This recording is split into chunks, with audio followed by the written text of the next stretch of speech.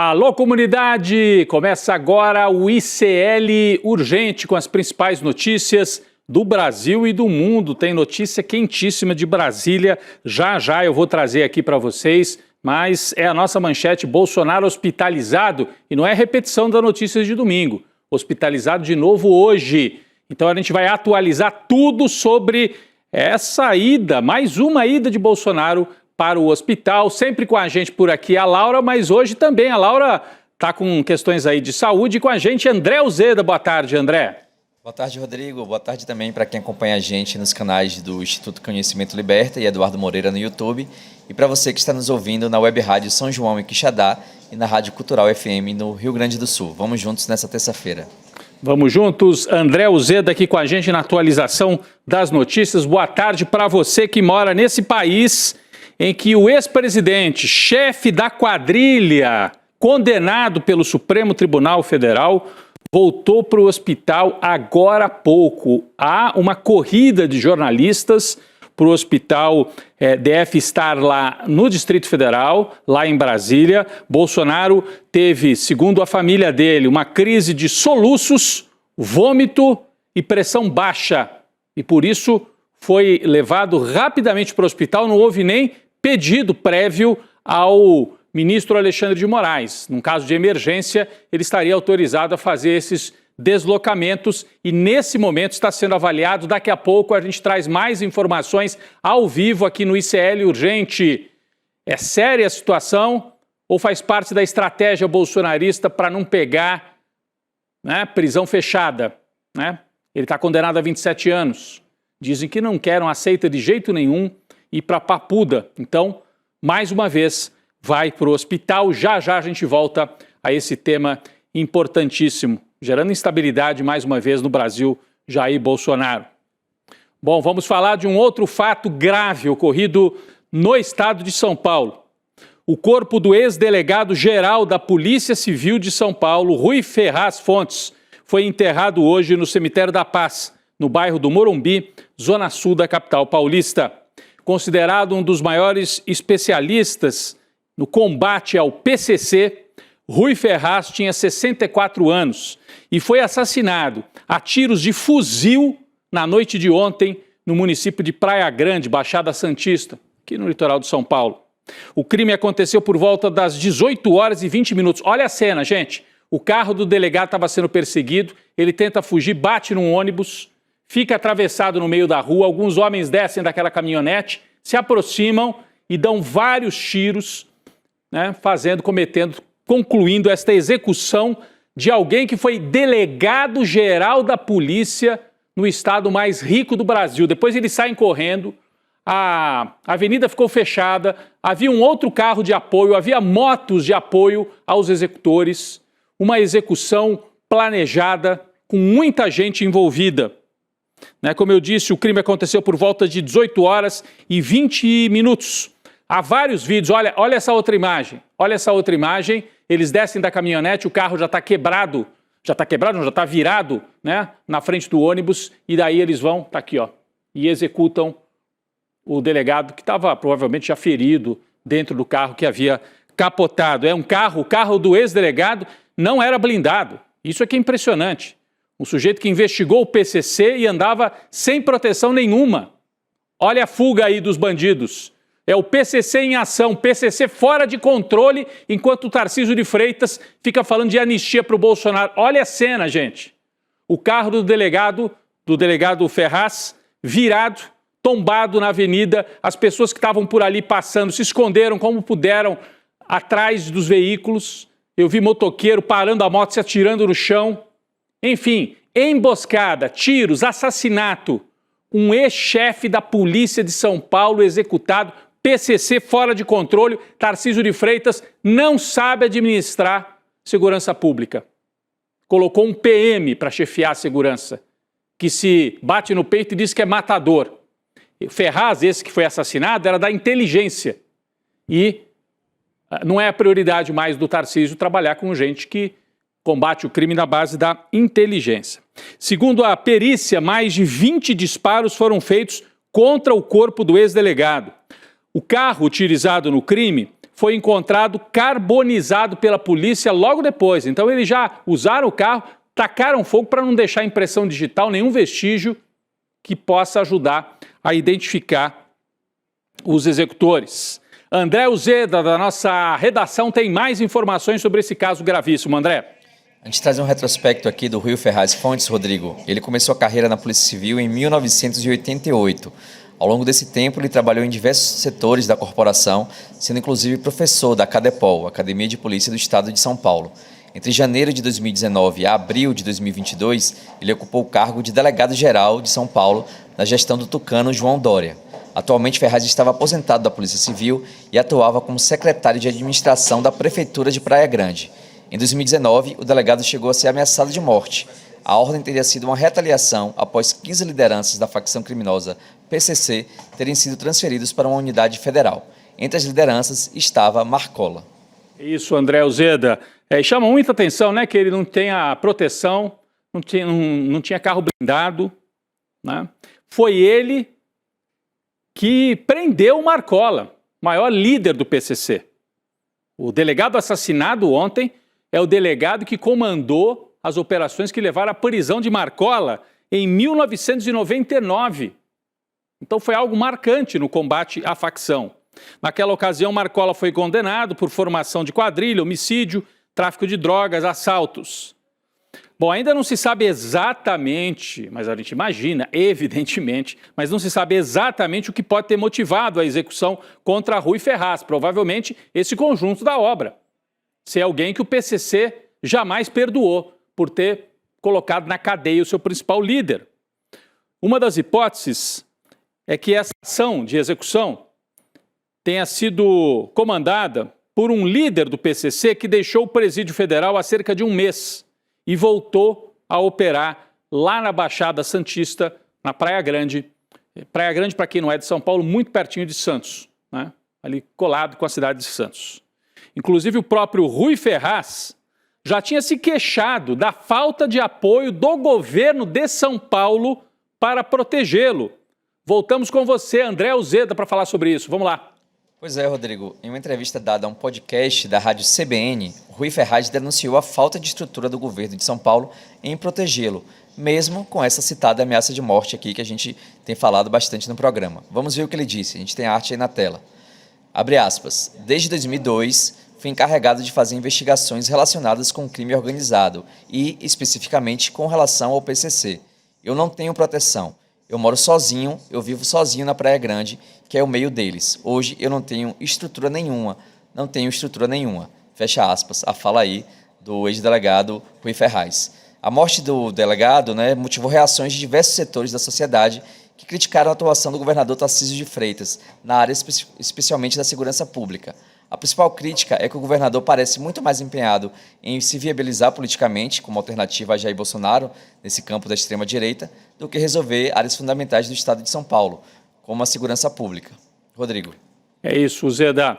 Olha, uma das lideranças que se pronunciaram sobre esse crime, essa execução de um chefe de polícia, foi o ministro do governo Lula, Paulo Teixeira.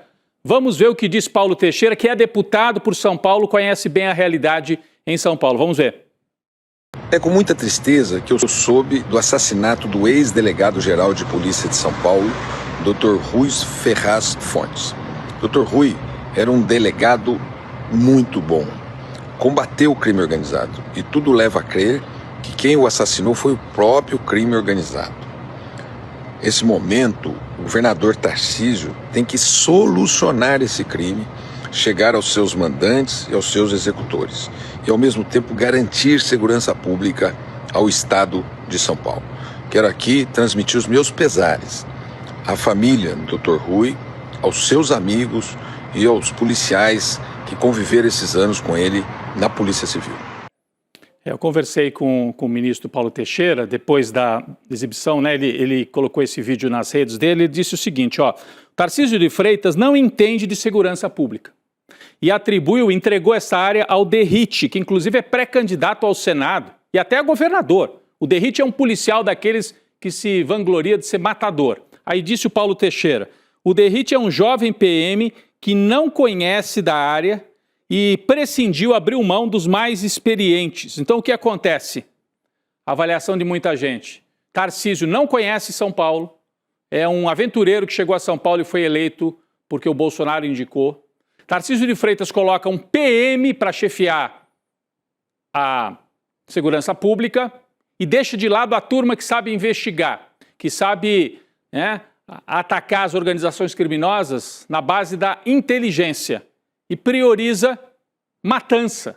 O que ele vai fazer agora, o Tarcísio? Bom, primeiro que ele está mais preocupado é com o Bolsonaro lá em Brasília, em vez de governar São Paulo. Ele vai mandar a PM para fazer uma outra matança no litoral de São Paulo? Agora é tarde, Tarcísio. Não deu proteção para o delegado, não trabalha com inteligência, segurança pública fora de controle e o sujeito quer ser candidato a presidente e não cuida de São Paulo. É um negócio impressionante o que está acontecendo no estado de São Paulo. Ele trouxe talvez o que ele sabia de outros lugares aqui para São Paulo. E é a segurança pública de São Paulo fora de controle completamente. Bom, vamos voltar ao noticiário de Brasília. Daqui a pouco vamos ter novidade lá sobre Bolsonaro, que está hospitalizado. Mas vamos falar de outro assunto. A anistia para Bolsonaro, aquela que o Tarcísio está brigando para ter, né? Está lá, na luta para ter anistia. O presidente da Câmara dos Deputados, Hugo Mota, anunciou que pretende pautar amanhã urgência do projeto de anistia para os golpistas. Já é manchete em todos os sites. O Hugo Mota cada vez mais uma liderança minúscula na presidência da Câmara. Vamos ver o que disse Hugo Mota, que quer ficar de bem também com a extrema-direita. Postou nas redes dele, ó. Após a reunião do Colégio de Líderes, informo que pautaremos a MP 1300, que mantém a isenção da conta de energia. Tá bom, mas vamos ao que interessa. Vai pautar também matéria que fortalece a atividade parlamentar. Amanhã convoquei nova reunião de líderes para deliberar sobre urgência dos projetos que tratam do acontecido em 8 de janeiro de 2023. Acontecido. Ele põe lá no meio como se fosse uma coisa a mais. Isso aqui ele está sinalizando. Vai pautar a urgência. Acontecido o quê? O que aconteceu em 8 de janeiro, Hugo Mota?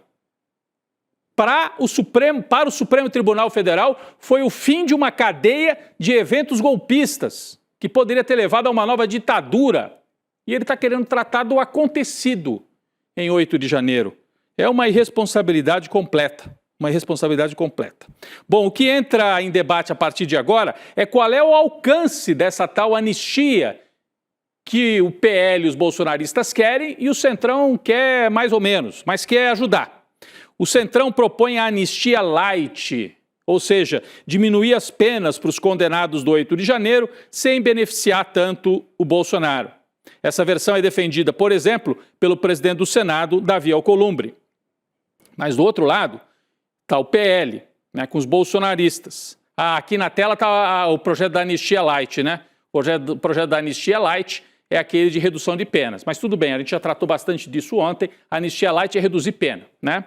Do outro lado, e aí podemos tirar essa aqui, porque do outro lado, o que nós temos é uma outra proposta, anistia ampla e irrestrita, que é a ideia dos bolsonaristas, da família Bolsonaro e do Partido Liberal, para beneficiar especialmente o Jair, que mais uma vez hoje correu para o hospital. O governo está se organizando contra essa movimentação pela anistia que acontece na Câmara. Quem tem mais detalhes sobre o contra-ataque do governo é o André Uzeda. Fala, André. Pois é, Rodrigo, é exatamente isso. O governo já prepara o contra-ataque. Após o anúncio de Mota, a ministra das Relações Institucionais, Gleisi Hoffmann, vai se reunir com os outros ministros do Centrão para tratar do tema. O plano de Gleisi é discutir estratégias para barrar o avanço do projeto de anistia na Câmara. Uma delas é derrubar o voto no plenário, para assim acabar de uma vez com as discussões antes do ano eleitoral, ou seja, 2026. Gleisi se pronunciou em nome do governo. Vamos ver o que ela disse, a gente tem uma arte aí na tela. Ela diz o seguinte, abre aspas, o governo é contra a anistia. Além de imoral, é inconstitucional. Nem terminou o julgamento e já há pressão para pautar. Vamos nos posicionar contra e trabalhar para derrubar o pedido de urgência. A fala aí da Gleisi Hoffmann. O documento é uma exigência de moral... Não, perdão, isso aqui já é um outro assunto. É isso aí, Rodrigo.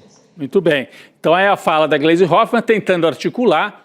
Minha dúvida é se o governo tem força suficiente para articular um contra-ataque na Câmara. Me parece que não. Me parece que na Câmara, se juntar o Centrão com o PL, né? Se juntar o Centrão com o PL, vão aprovar o que quiserem. Depois talvez não passe no Senado e o Supremo vai dizer que é inconstitucional. Mas a anistia está avançando. Bom, não é só anistia, gente. Não é só anistia. Outro tema importante vai entrar em pauta hoje lá na Câmara. A chamada PEC da blindagem. Não é blindagem de carro, não, tá? É PEC da impunidade. É para blindar os deputados e senadores investigados. É outra sem vergonhice comandada pelo Hugo Mota e pelo Centrão. Eles querem salvar o pescoço, porque vem aí a investigação das emendas secretas, conduzida pelo Flávio Dino. Como o próprio nome diz, a proposta busca blindar parlamentares em investigações e processos, especialmente no Supremo. O projeto prevê que deputados e senadores só possam responder a ações criminais se houver autorização das próprias casas legislativas. No geral, a PEC, nessa proposta de emenda constitucional, amplia a proteção dos parlamentares, dificulta o avanço das investigações, o que reforça a impunidade para os malandros do Centrão. Essa turma aí, que está fazendo acordo com o Bolsonaro, quer salvar o Bolsonaro para que o Bolsonaro apoie o Tarcísio, é a turma em aliança com a Faria Lima para eleger o Tarcísio em 2026. E faz parte desse grande acordo blindar deputados e senadores que meteram a mão no orçamento federal, fizeram emendas que ninguém controla. É uma vergonha absoluta, uma operação política na véspera da eleição para favorecer esse governador que não consegue nem cuidar da segurança pública em São Paulo. Pessoal, vamos para a notícia mais importante de agora à tarde, CL urgente. Atenção, notícia de agora há pouco, Jair Bolsonaro acaba de voltar ao hospital. Não é notícia repetida, não é a notícia de domingo, aconteceu na tarde desta terça-feira. O presidente teve uma crise de pressão baixa, vômitos, soluços e está agora recebendo atendimento médico. A gente tem a manchete aqui na tela da notícia que Espera um pouquinho, vamos voltar para a anterior, por favor. Isso. A manchete que a Juliana Dalpiva, matéria que a Juliana Dalpiva acabou de publicar no site. Tem uma equipe médica do Hospital das Clínicas de São Paulo voando para Brasília para avaliar o Bolsonaro. Então dá a impressão de que é algo sério mesmo. Será que dessa vez é para valer? Ou é mais uma vez para escapar da prisão e cavar uma domiciliar? Vamos aguardar, né? Ele está hospitalizado. O filho, Flávio Bolsonaro, se manifestou agora há pouco pelo antigo Twitter, o X, né? Está aqui na tela, vamos ver. O presidente Bolsonaro sentiu-se mal agora há pouco, com crise forte de soluço, vômito e pressão baixa. Isso foi às 4h20 da tarde. Encaminhou-se ao DF Star, ao hospital, acompanhado de policiais penais que vigiam sua casa em Brasília por se tratar de uma emergência. Peço a oração de todos para que não seja nada grave, mas a gente teve essa atualização de que tem até uma equipe de São Paulo, do Hospital das Clínicas de São Paulo, voando para fazer o atendimento e ver o que está acontecendo com o Jair Bolsonaro. Pode ser uma tentativa na estratégia de conseguir prisão domiciliar? Pode, mas também pode ser que ele esteja com uma situação de saúde mais séria, né? É tanta ida para o hospital que hoje a defesa de Jair enviou a Alexandre de Moraes um atestado de comparecimento no domingo ao mesmo hospital de Brasília, né? O André Azevedo explica melhor para a gente, porque o Supremo não gostou muito de algo que aconteceu por lá, né, André? O Bolsonaro foi no domingo para o hospital, estava autorizado, e na saída ficou ali, né, se mostrando para as câmeras, se deixando ver pelo público, pelos bolsonaristas na porta do hospital. Mas explica melhor para a gente, por favor, André. Pois é, Rodrigo, esse documento é uma exigência de Moraes, que questionou a demora no retorno de Jair à prisão domiciliar. Na segunda, Moraes deu 24 horas para a Polícia Penal do Distrito Federal explicar por que não foi feito o transporte imediatamente após a liberação médica do ex-presidente. De acordo com o relatório, Bolsonaro deu entrada no hospital às 8 da manhã e recebeu alta por volta das 14 horas. Após isso, Jair e a equipe médica permaneceram na porta do hospital e, em vez de Bolsonaro ir embora, ele ficou lá cerca de 6 minutos em frente às câmeras, acompanhando a entrevista dos médicos. Parece que Bolsonaro está realmente brincando com fogo, né, Rodrigo? Pois é, ele no domingo ficou ali parado 6 minutos a mais do que deveria. Aí passam-se 2 dias e ele tem uma crise de vômitos. Teve uma crise de soluço, diz o filho Flávio. Bom, se a situação era tão delicada, por que ele não entrou logo no carro e voltou para casa no domingo? Né? É a pergunta que muita gente está se fazendo. Mas como eu disse, caso de saúde, a gente não é médico, a gente analisa politicamente a imagem que vai se criando. E a imagem que vai se criando é de alguém frágil, de saúde frágil, que tenta vender esta imagem. Na época da pandemia, a frase era: eu tenho saúde de atleta, não preciso nem me vacinar. Agora, condenado, com medo de ir para a prisão, exposição permanente dos problemas de saúde. Vamos aguardar, né, esperando que os médicos divulguem tudo com a maior correção possível. E é isso que se espera num caso desse, envolvendo uma autoridade que está condenada a 27 anos de cadeia. Estamos falando de um chefe de quadrilha condenado pela maior corte do país. Tem problemas de saúde? Tem. Mas é um chefe de quadrilha que tem que ser tratado com todo cuidado, que pode tentar manobras de todo tipo. Já tentou outras piores. Seria mais uma na carreira de Jair Bolsonaro.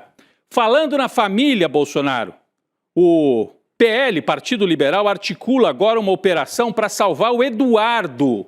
Olha quanta barbaridade no mesmo dia. Anistia, blindagem e salvamento do Eduardo. Com a ajuda de Hugo Mota, de novo. Olha aí, o Partido Liberal quer tornar Eduardo Bolsonaro líder da minoria na Câmara e, com isso, tentar salvar o mandato dele. Aconteceu agora à tarde isso. André Uzeda, explica mais essa pra gente, se é que tem explicação. Vamos lá. Se é que tem explicação, Rodrigo. É mais uma manobra golpista que está nascendo, é isso que a gente pode explicar. Deputados do PL decidiram indicar Eduardo Bolsonaro como novo líder da minoria na Câmara. O objetivo é salvar o mandato do chamado traidor da pátria. Mas como isso funciona? O pensamento da oposição é bem simples. Ao assumir uma liderança na Câmara dos Deputados, Eduardo não precisa mais justificar suas ausências nas sessões, evitando assim perder o mandato por excesso de faltas, que é o que ele tem hoje. Porém, a indicação do líder da minoria precisa ser oficializada pelo presidente da Casa, e aí é que entra a articulação com o Hugo Mota. O líder do PL na Câmara, Sóstenes Cavalcante, comunicou Mota sobre a indicação de Eduardo para o cargo, e o presidente da Câmara não demonstrou nenhum tipo de oposição nessa condução dele ao cargo. Rodrigo. Ou seja, uma manobra com apoio do minúsculo Hugo Mota. E o plano já está mesmo a todo vapor. Vou explicar por quê. Vamos lá. A deputada do PL que ocupava a liderança da minoria, a Caroline de Toni, já pediu renúncia do cargo. Presta atenção. A Carol de Toni era líder da minoria. Então ela já renunciou e deixou o caminho livre para o Eduardo Bolsonaro ocupar esse cargo. À frente desse cargo, teoricamente, por causa de um precedente que aconteceu no passado, ele não precisaria nem justificar as faltas. Pode faltar quanto quiser, que o Mota não cassaria o mandato dele. Vamos ver o vídeo da Carol de Toni, vamos ver. Gostaria de comunicar a todos a minha renúncia à liderança da minoria da Câmara dos Deputados para transferir essa responsabilidade ao deputado Eduardo Bolsonaro. Tomamos essa decisão convictos de que o Brasil precisa de união e de coragem, especialmente diante das perseguições políticas que tanto Eduardo quanto seu pai, Jair Messias Bolsonaro, estão sofrendo. Muito bem, aí a fala da Carol de Toni. A gente vai voltar agora com o André Uzeda na nossa central de informações, com notícia de agora a pouco. Diga lá, André.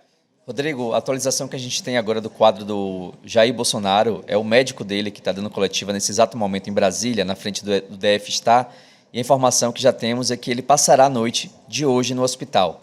Então a gente ainda não sabe todos os detalhes do quadro clínico do ex-presidente Jair Bolsonaro, mas ele vai passar a noite de hoje internado no hospital DF está em Brasília. Então a atualização, muito obrigado, André Uzeda.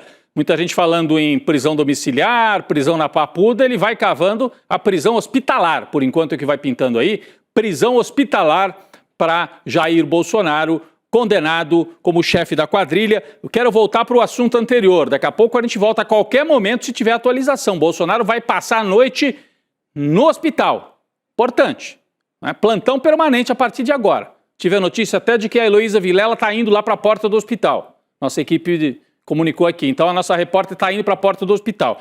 Mas essa manobra do Eduardo, hein?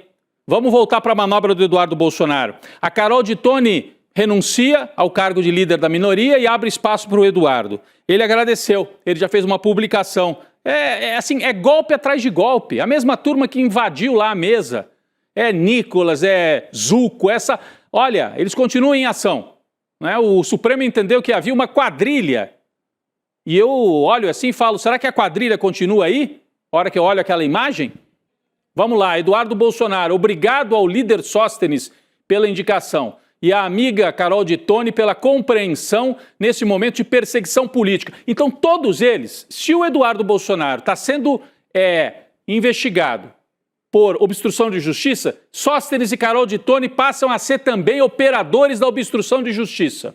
Diz o Dudu Bananinha, o Congresso tem a chance histórica de virar a página e aprovar a anistia. Qualquer meia medida manterá o Brasil refém dos abusos de Moraes. O Brasil está refém desta gangue, desta quadrilha que opera com apoio do Donald Trump, mas foi condenada, cujo chefe é o pai do Eduardo. Então, Eduardo, para de cantar de galo, se for corajoso, volte ao Brasil, venha ser líder da minoria aqui no Brasil para ver o que acontece com você.